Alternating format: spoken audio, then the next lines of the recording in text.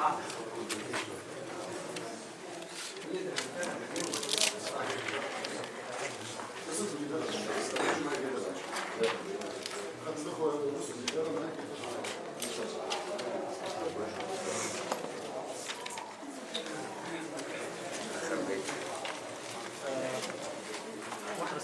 عليكم يا شيخ. السلام عليكم ورحمة الله وبركاته. ربي سامحني. اذا ممكن اذا كان فما شكون يسال سؤال ولا فما اجابه ساعات ما تخرجليش ما تسمعش، تعاود السؤال ولا يعاود السؤال بالقي باش تسمع. قال لك اذا كان فما شكون يسالك سؤال ويبدا بعيد تعمل عليه مزيان، يعني انت تعاود السؤال نتاعو ثم تجاوب، لانه يبدا بعيد ما يتسجلش.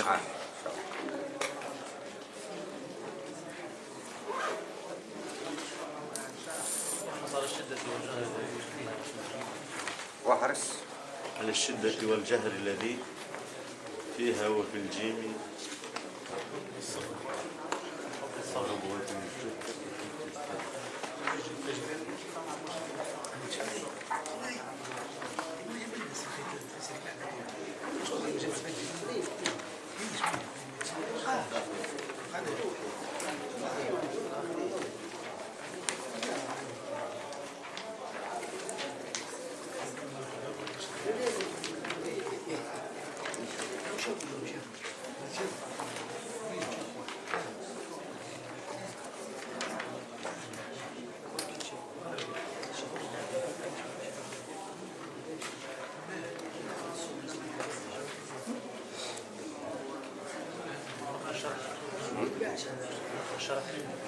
والخلف الشرح في نقرأ. لحظة خلينا نشوفوا المتن اللي وصلنا له، نشوفوا الشرح. الراء تعدينا لها قبل الراء قبل الراء. نعم. لا.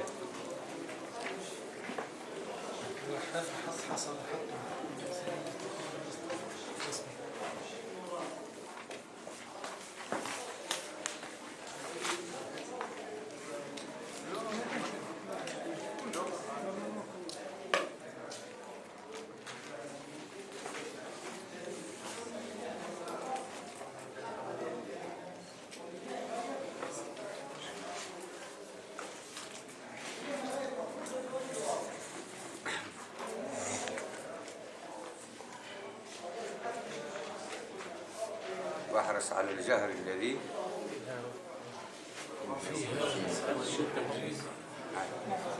كحب الصبر.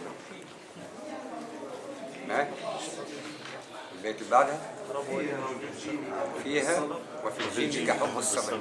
ربوة بالتثة تحجر فجر. هذه الحصة الفارطة بينا وباء برق باطل بهم بذي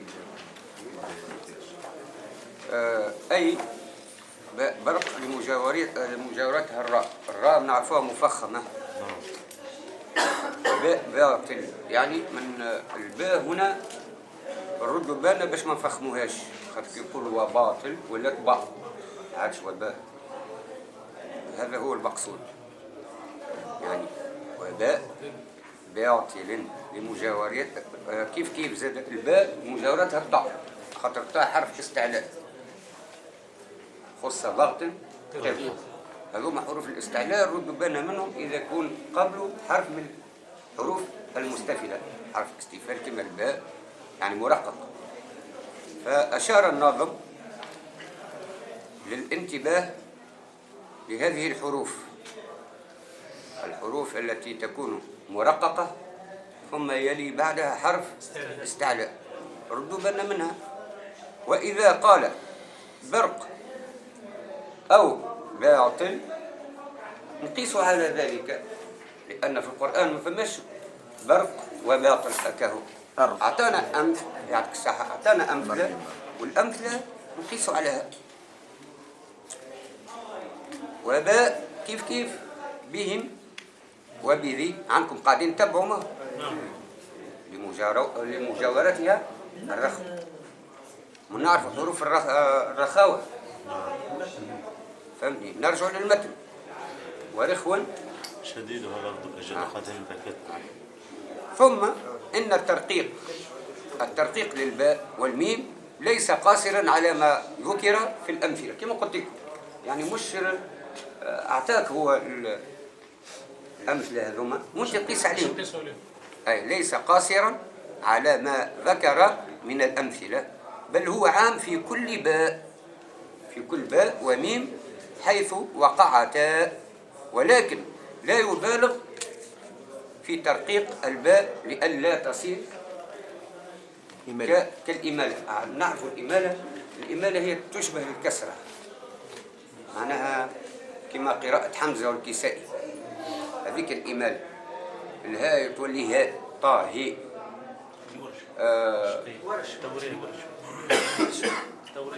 ورش وحمزة والكسائي. ورش إمالة، لكن حمزة والكسائي يسمىها إمالة كبرى أكثر من الإمالة. والضحى قل أعوذ برب الناس. الناس عاد البي هنا رققناها الباء، هاي ولات إمالة. ما لو شفنا الإمالة هي أكثر من الترقيق، يعني تهبط بها شبه الكسر. ما نقولوش باطل هذه رققت الباء، لا، باطل لم فخمها ولا نعملوا لها الإمالة. المقصود هنا يقول ابن الجزري المقصود له في ترقيق الباء لئلا تصير كالإمالة. المخرج يقعد هو المخرج. نعم، المخرج يقعد هو بالطبع، كما يفعله كثير من القراء. فما كثير من القراء يعملوا لكن بغير علم لا يجوز. يعني ما نعرفوا احنا فما علوم تؤخذ علوم نظريه، يقرا ويطبق، لكن مش كما الشيخ. فهمت كيفاش؟ يقول لك لا بد من شيخ يريك شخوصه والا شطر العلم عندك ضائع. اذا ما يكونش يعني واحد يوريك يعني كيفاش بالطبيعه، خاطر لازم تقرا المتون وتقرا، ولكن في التطبيق شيء اخر. مالا لئلا فحرص. وفي روايه فحرص، ثم زوج روايات، روايه تقول وحرص وروايه فحرص. عندكم هكا مو؟ اما زوج روايات شفناها ولا؟ وحرص، وفي نسخه اخرى فحرص. الفاء ولا الواء كيف الواء كيف والفاء تفيد الافاده، فاء الافاده. فاحرص على الشده والجهر الذي فيها بالطبيعه، لان فيها حروف نعرف حروف الشده وحروف الجهر، قريناها من قبل، نعرف بين رخو وشديد، نعرف والجهر أنا هي الحروف المجهوره الجهريه الذي فيها، اي في الباء وفي الجيم طبعا، لان الباء والجيم فيها الحروف والجهر. صحيح، الشدة والجهر، لئلا تشبه الباء بالفاء والجيم بالشين، خاطر في المخرج يعني تعرفوا الشيء قراب لبعضهم. كحبي في قوله تعالى يحبونهم كحب الله، ونقيسوا على ذلك يحبونهم كحب الله والذين آمنوا أشد حبا لله. والصبر كيف وتواصوا بالصبر، نحو قوله تعالى وتواصوا بالحق وتواصوا بالصبر. كيف وربوة ذات قرار ومعين. وفي الربوة مذكورة ياسر في القرآن الكريم مع أمثلة، وفما بخلاف ربوة النجم نشوفوا أمثلة أخرى، هو يعطيك الكلمة ونقيس على ذلك في قوله تعالى وأويناهما إلى ربوة ذات قرار ومعين. فهمنا كيف نحرصوا على الحروف اللي هي حروف الشدة وحروف الجهر. وجو تثبت كيف وجو تثبت تقص عليه عايشك. شاف يعني فهمت ولا توضح لي هنا على برقا وباطلا جاء بعضهم حرف من حروف الاستعلاء معناتها نخافوا من التفخيم، وفي الثانية بهم وبيدي هنا حكم المدافعين كيف الباء ما يلزمهاش تتفخم. ما جاش بعد هي كيف يعني خاطر الباء في المخرج رخاوة هو بهم بذي أي. يخاف لا يرد الباء رخوة مع يعطيها الصفات تحتها الصفة نتاعها، الباء تحتها الصفة نتاع الجهر والشدة. الجهر والشدة. معناها تخاف الشرح اي هاتوا نرجعوا للشرح يعطيك الصحة. به وجو تثبت كيف من فوق الأرض اللي هي في سورة إبراهيم. وحج الفجر، الحج أنا نقرأ لكم يعني في الشرح ونرجع للمتن. حج يقصد بحج الفجر نحو قوله تعالى وأذن في الناس بالحج. كيف حاء مرققة وبعدها جيم مرققة وشديدة. وش نقولوا؟ وأذن في الناس بالحج يأتوك رجالا إلى آخر الآية. والفجر نحو قوله تعالى وقرآن الفجر. كيف زاد ردوا بالنا من الحروف اللي تكون الفاء مثال ولوش الفاء الفجر. هنا نرجع للشرح. ثم حروف تسمى حروف رخوية وحروف شديدة وحروف مهموسة وحروف مجهورة. ما الفرق بينهما؟ نسألكم سؤال، ما الفرق بين الحروف المهموسة اللي مجموعة في قوله فحثه شخص سكت، وبين الحرف الشديدة في قوله تعالى في كلمة أجد بكت. وفما شيخ يقول أجدك قد طبت، لكن هنا معاودة مرتين. فهمنا كيفاش الدال معاودة مرتين، لكن المفهوم أنت نجم تفهمه. قوليش هي الدال معاودة مرتين، لأن الدال المقصود بها احنا باش نجمعوا أكل أحرف هذيك. أجدك قد طبت، أجد قتم بكت. أعطيني الفرق بين حروف الهمس وحروف الشدة، ما الفرق بينهما؟ حروف الهمس يجري معها النفس عند أحسنت. يعطي اعتماد الحرف على موضعه. أحسنت. وأما حروف الشدة فينحبس معها النفس لشدة لزوم الحرف في موضوعه. يعطيك الصحة. الصوت. لا النفس وليس الصوت. فما النفس الشدة هي صوت. الشدة الصوت. والهمس منها نفس. والهمس النفس. يعطيك الصحة. الذال منها حروف شدة. هل يجري معها النفس؟ لا هي من الحروف الرخوية والحروف غير الشديدة العكس الشديد رخو والمجهور.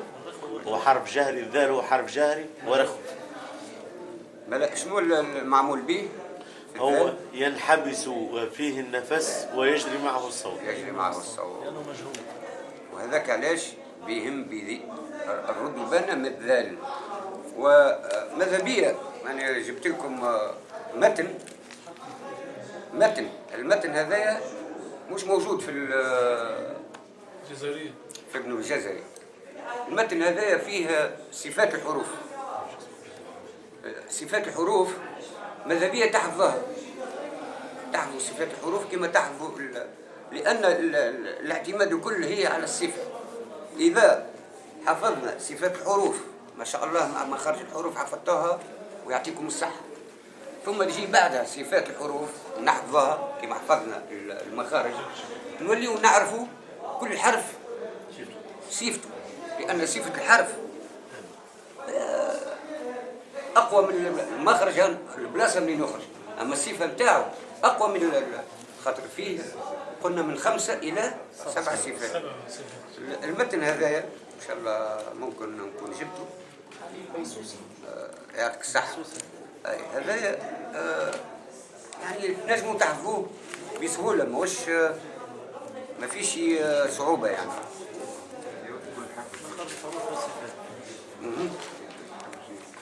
هنا يعني كيفاش؟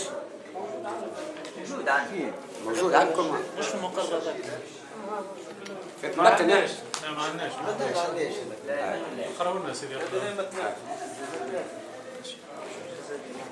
الحمد لله الذي شرفنا أهل الكتاب، أو قد شرف أهل الكتاب باتباع المصطفى صلى عليه ربنا ومجد وآله ومن الكتاب جودا.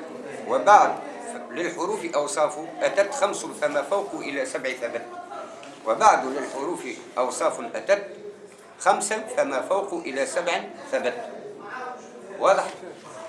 به للهمز جهر واستفال ثبت، فتح وشدة وصمت يا فتى. شفنا كيفاش أي يا فتى مش وصمت يا فتى يعني وزن الشعر يا فتى وصمت يا فتى.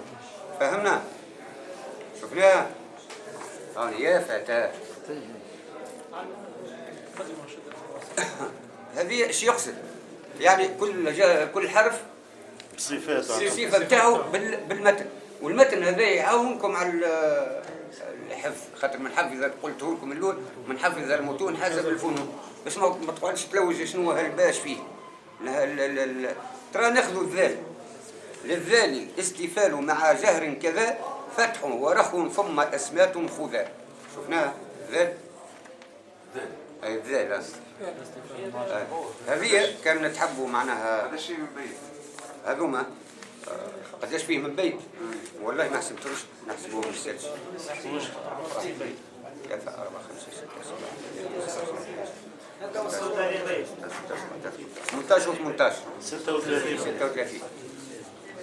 36 بيت مش تعطينا نصوروا تعطينا نصوروا يصوروهم ويجيبوا من 6. تفضل. الاسبوع الجاي ان شاء الله. ان شاء الله. هذه بالنسبه لصفات الحروف. بالله ماذا بينا تسمعوا فيها ولا الوخيان؟ ماذا بينا هذوما ما نفرطوش فيهم. صفات الحروف ماذا بينا نحفظوهم وما نفرطوش فيهم.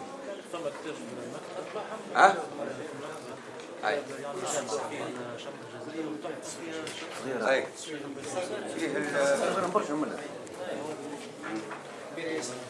فما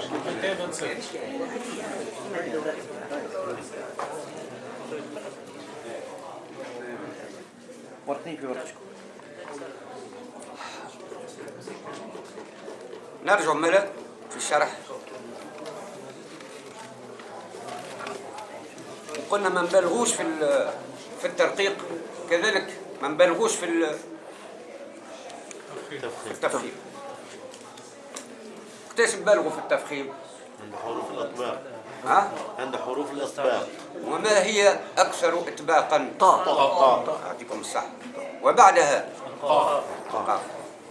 ثم الترتيب يعني وقتاش. ثم الناظم بعدما شرح لنا الترقيق والتفخيم والذي أخذتموه يعني حتى قبل أن أتعرف عليكم قريتوا ياسر التلفون. احنا دخلنا في هذا الشرح يعني ما حضرتكمش شنو قريتوا بالضبط من الأول، لكن قاعد نشوف فيكم قاعدين تراجعوا اللي خذيتوه من الأول ديما راجعوا به. تو باش نوصلوا وبينا مقلقلا إن سكنا. اش تبين؟ وإن يكن في الوقف كان أبينا. بين القلقلة. لا هنا وحاء حصحص أحط وحاء حصحص أحط الحق أحق وسين مستقيم يسطو. ما معنى وبينا مقلقلا إن سكنا وإن يكن الوقف كان أبينا؟ يعني إنها حروف القلقلة معروفة قطب جدا إذا يكون مقلقل نعطيه القلقلة. في حروف القلقلة عندنا 5 حروف معروفة هي قطب زدن. يكون في الوسط، في الوسط فهمتي. وإذا يكون في الوقف كان أبين، أنا قال ابن الجزري ونرجع للشرح. وحاء حسحس أحطوا الحق، أحطوا لأن الحاء كما قلنا حرف مرقق بعد حرف استعلاء هو الطاء ردبان بعد التاء. الحق وسين مستقيم كما اهدنا الصراط مستقيم يسطون ويسقون. نرجع يسقو. ثم بين الناظم رحمه الله بعض صفات الباء وغيرها من حروف القلقلة حال سكونها في الوقف. وقال وبين كما شرحت لكم حرفا مقلقلا أي بين القلقلة. بين القلقلة لازم بينها. شنو هي القلقلة؟ القلقلة في اللغة هي الرجع. كلش نبرة الرجع ترجع الحرف. يعني وإذ ابتلى إبراهيم سورة البقرة. وإذ ابتلى إبراهيم ربه وإذ ابتلى إبراهيم ربه مش ربه ربه. وإذ ابتلى إبراهيم ربه استغفر الله. وإذا نقول وإذا ابتلى إبراهيم ربه استغفر الله العظيم قال بدلت. نعم. مش تقول لي فما قراءات بالرفع الزوز وإلا بالنصب. به ما ندخلوش في علم القراءات، نقعدوا في التجويد. به من حروف القلقلة حال سكونها في الوقف. وقال وبين يعني بين الحرف المقلقل أي بين القلقلة إن سكن يعني في السكون، لكن في السكون نكون أكثر. أنا أعطيتكمش في السكون. شكون يعطيني قلقلة في السكون؟ تبت يدا أبي لهب وتب. يعطيك صح يعني في الوقف. في القرآن المجيد. وهذا هو في الوقف كان أبين. مش كما في الوسط الكلمة كما في آخر الكلمة حرف القلقلة.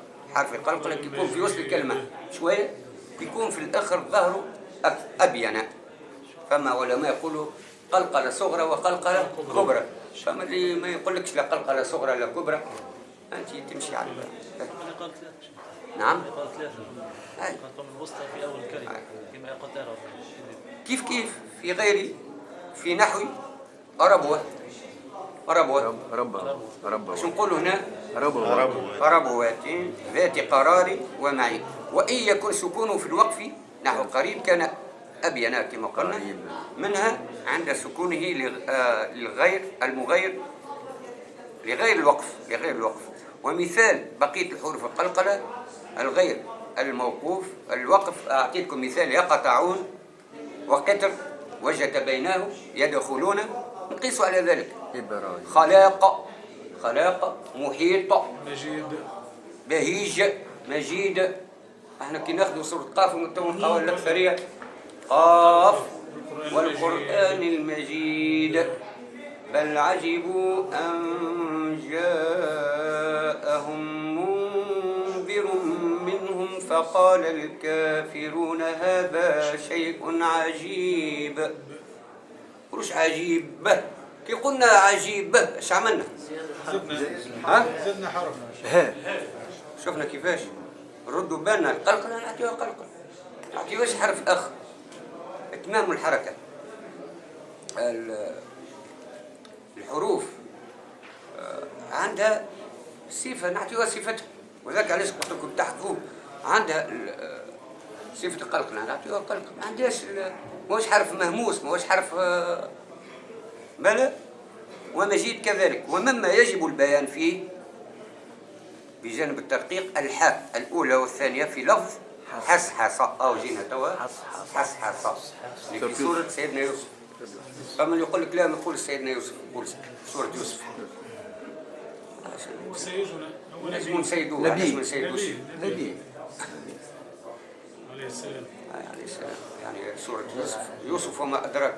يوسف أيها الصديق اللي امرأة ذات مال وجمال ومنصب ثلاثة. مش مال برك، مال وجمال ومنصب. ولم تزعزع سيدنا يوسف اش قالت؟ قال الآن حس حصل حس حيصل الحق. حس حيصل الحق.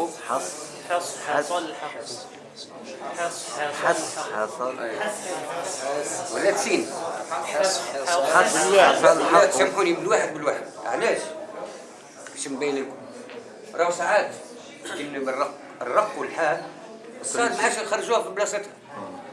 فما اللي يحاول باش يرقق الحال يولي ما عادش ينجم يخرجها الصاد، يولي يخرجها سين. هاي المشكلة، لأن الصاد والسين والزاي والصفير قرب لبعضهم. يولي اش يقول حس حساء. اش ولا؟ سين.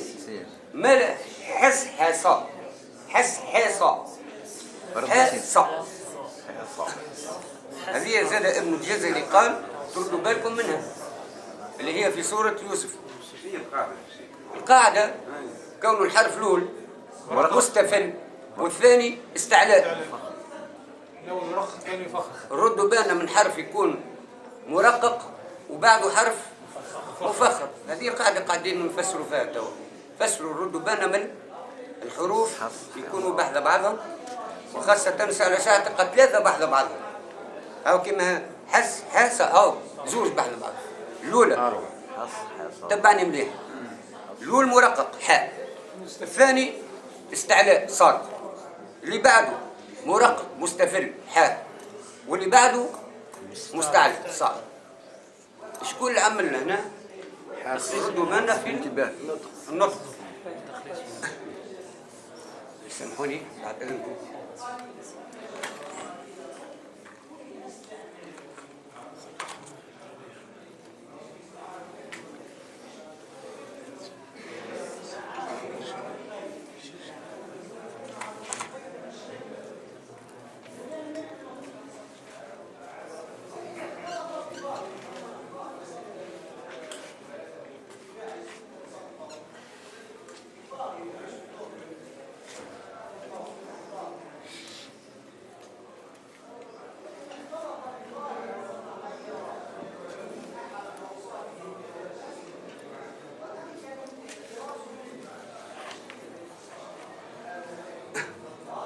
الحرف هذا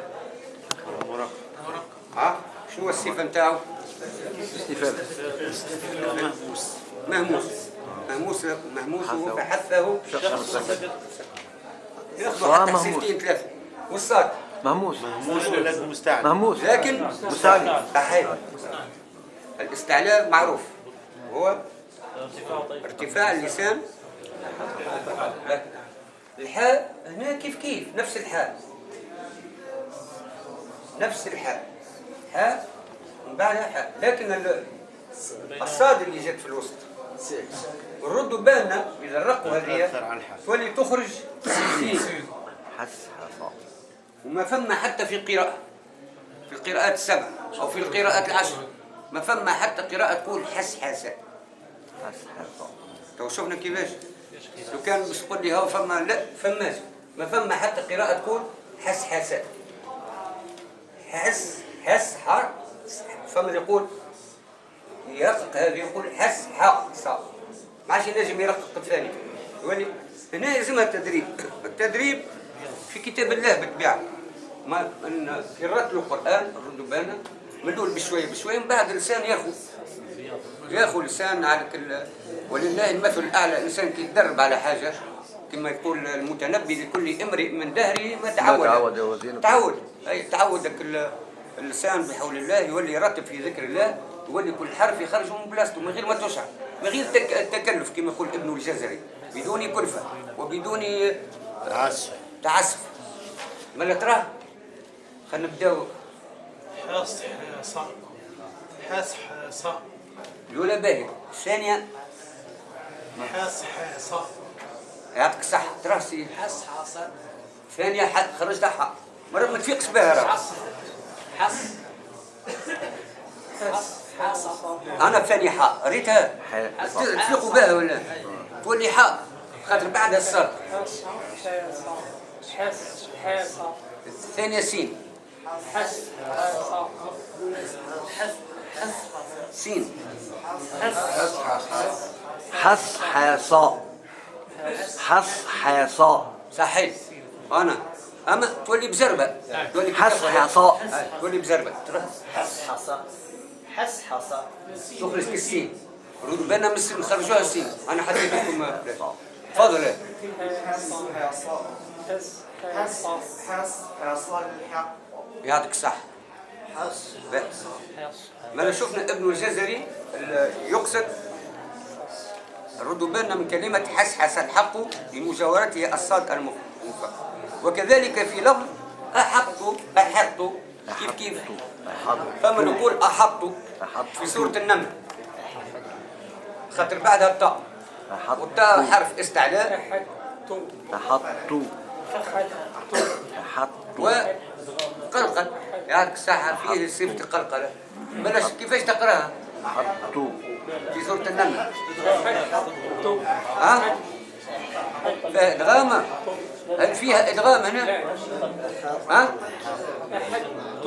أحط أي. باش نقراو سيدي الضاء تضغم في التاء تضغم. شوف بالنسبة لأحط أحط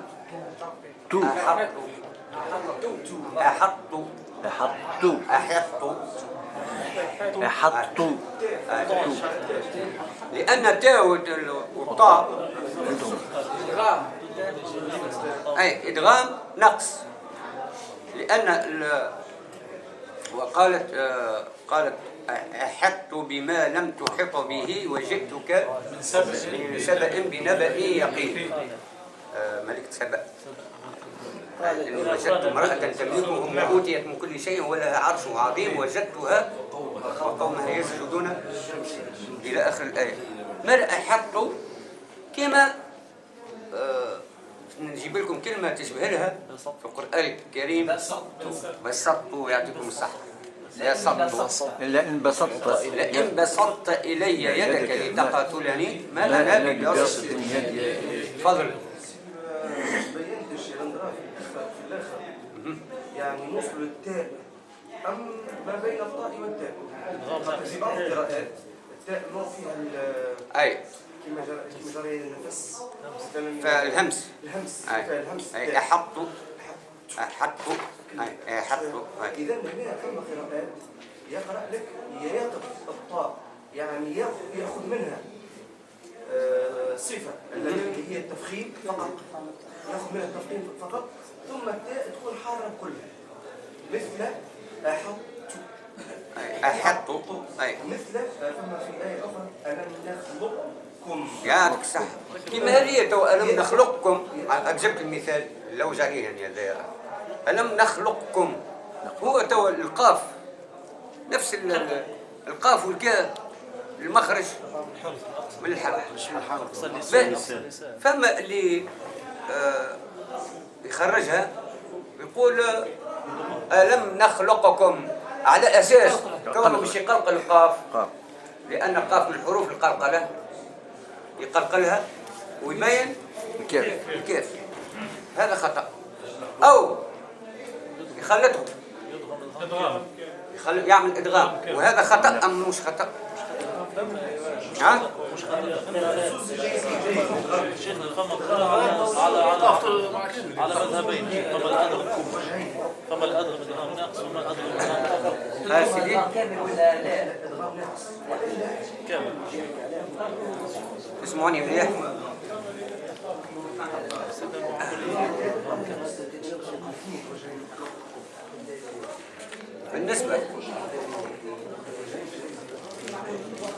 بالنسبة لأحط نعطيكم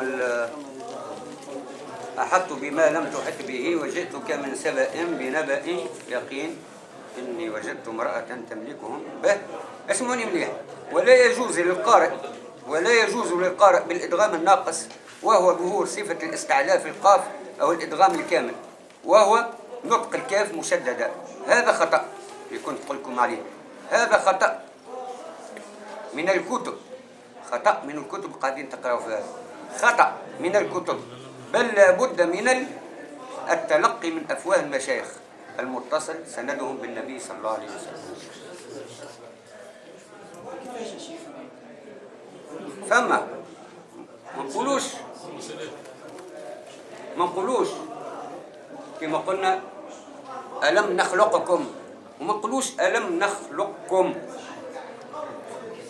هنا يولي نخلطوا الحرفين القاء والكاف بدون، يقول ابن الجزري بدون تكلف.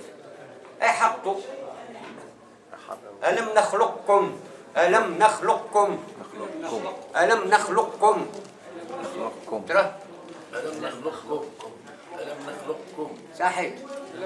هو إنغام ناقص، وقع فيها إنغام أي ناقص. ألم نخلقكم، ألم نخلقكم. ما نقولوش ألم نخلقكم أو ألم نخلقكم. كان نقولوا ألم نخلقكم خطأ، نقولوا ألم نخلقكم خطأ، ألم نخلقكم.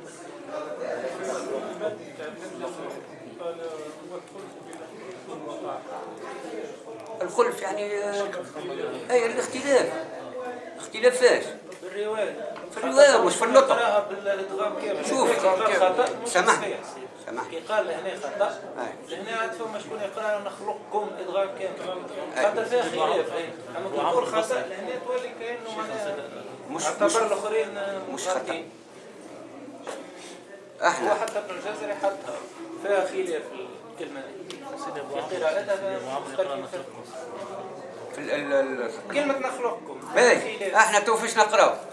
أحط لا فاش نقراو احنا تو؟ ها؟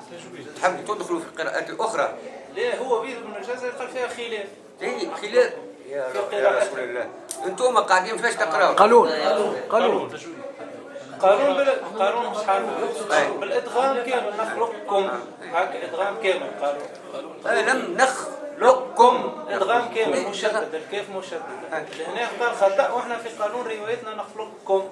نخلقكم. يعني قلت تشديد الكاف.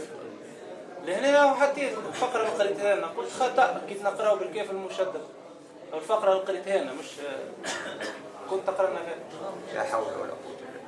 شيخ فما حاجة نعاودوها لعل احنا ما فهمناش. عاودها لنا سيدي عاودها لنا. سمعتك شيخ حسين اي قرنا هنا ألم نخلقكم نقاف تسكت. اي يعني إدغام كيف؟ لا ما قرأناش كيف. في قراءة قانون الغام ناقص. ادغام نقص نقص. انتوما ما تفهموش خاطر توا شوف كما الاخ اللي كان يتكلم يقول لك وحفص وبالاتقان كان مفضلا. شنو هي اسهل الروايات؟ رواية حفص. حفص عنده حاجات يعني اللي يحب اسهل قراءات هي قراءة حفص. احنا ماذا بينا خويا نبداو بقانون برواية قانون، مش ماذا بي المفروض، لأن الزيتون أو جامع الزيتون قبل أول قارة في المدينة هو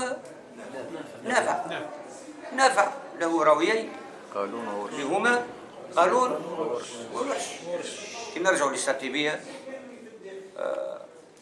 جزا الله بالخيرات عنا أئمة لنا نقلوا القرآن عذبا وسلسلا فمنهم بدور 7 قد توسطت سماء العلا والعدل زهرا وكملا فأما الكريم في السر في الطيب نافع فذاك الذي اختار المدينة منزلا أو القار في المدينة فذلك اختار المدينة منزلا. ثم وقالون عيسى ثم عثمان ورشهم بصحبته المجد الرفيع تأثلا ومكة عبد الله فيها مقامه هو ابن كثير كافر القوم معتلى روى أحمد البزي له ومحمد على سند وهو الملقب قنبلة. وأما الإمام المازني صريحهم أبو عمر البصري فوالده العلا أفاض على يحيى اليزيدي سيبه فأصبح بالعذب الفراتي معللا. هذا من البدور الرواة. كل بدر له راويين وكل راوي شنو هي القراءة نتاعو؟ البدر يعني قرأ ما معنى عنده 2 قراءات لكن خذا منه ورش وخذا منه قالوا ما نقولوش قالون يعني أصح من ورش أو ورش أصح من قالون الكل صحاح. لأن احنا توا إذا باش نشوفوا مثلا في رواية قالون أعطيكم مثلا في رواية قالون تلقى وجه آخر. قالون يقول لك الوجه الثاني في قالون، فهمت؟ تلقى الإمالة في الوجه قل شبه يقرأ هكا قالون، ساعات هو قالون لكن قالون عن طريق مش عن طريقة بنشيد. ناخذ مثال الأولى، فما الأولى الأولى الأولى هذا من كل وجه أوجه. ها؟ بنشيد باش ناخذ سيدي الحلواني عادا الأولى عادا الأولى عادا الأولى. شفنا في سورة النجم وأنه أهلك عادا الأولى وأنه أهلك عادا الأولى وأنه أهلك عادا الأولى. هذا كل صحيح. هذوما كل أوجه قالون يا سيدي، هذوما كل قالون اللي قاعد نقول لك عليه. باهي ناخذ مثال في سورة يوسف اللي خذينا منها حسحس الحق وقالت امرأة العزيز الآن حسب. باهي وفي آية تقول هيت لك هيت لك وفي قراءة وفي قراءة جئت لك هئت لك وجئت لك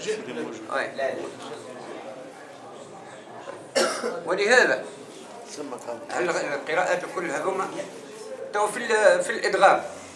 سامحني هل يدغم قالون الدال في الضاد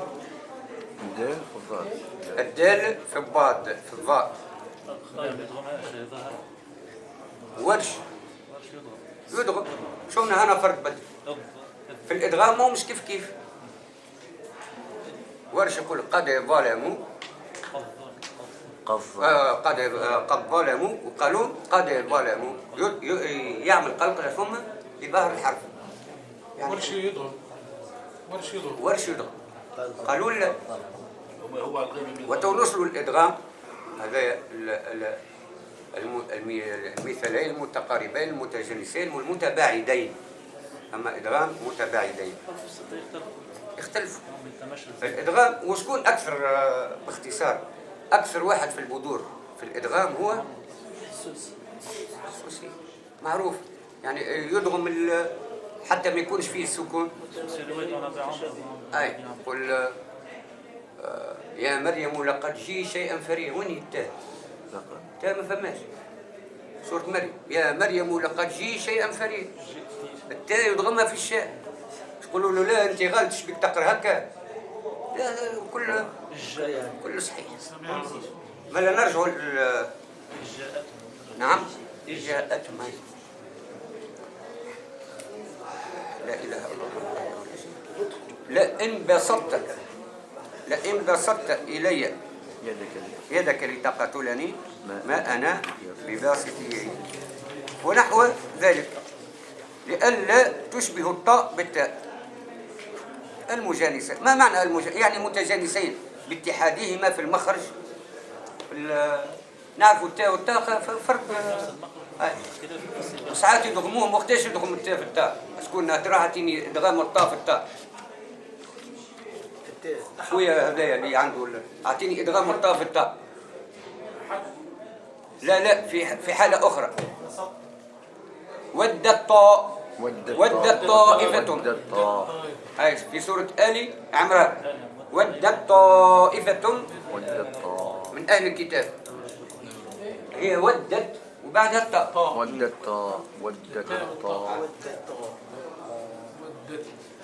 هذيك التاء 16 ودت والأخرى طاء.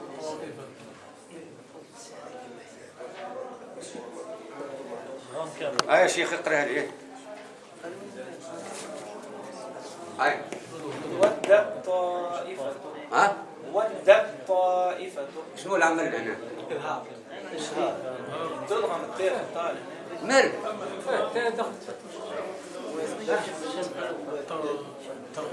عندكم شيخ كتاب قرآن هنا؟ ترى بالله ما أعطيه. رواية ورش. لا أعطيه قانون أعطيه موجودة في قانون أعطيه حتى ورش موجود. لا هو صدق قانون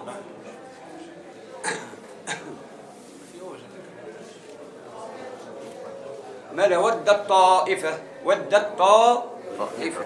احنا خذينا المثال هذا على احطوا، احطوا يعني التاء والطاء إذا يكونوا مع بعض يدغم، والإدغام هنا يتسمى إدغام كامل أم نقص؟ كامل هذا. ناقص الاخرى كامل. هذا اللي قاعد أحطوا، أحطوا مع قوله تعالى لئن بسطت، كيف بسطت، بسطت ونحو ذلك، لئلا تشبه الطاء بالتاء بالمجانسة لها باتحادهما في المخرج، والخلف في إبقاء صفة الاستعلاء في القاف مع إدغامهما. الوقت ليه حبيت باش نفسر لكم أول ها؟ صيف والله حبيت ان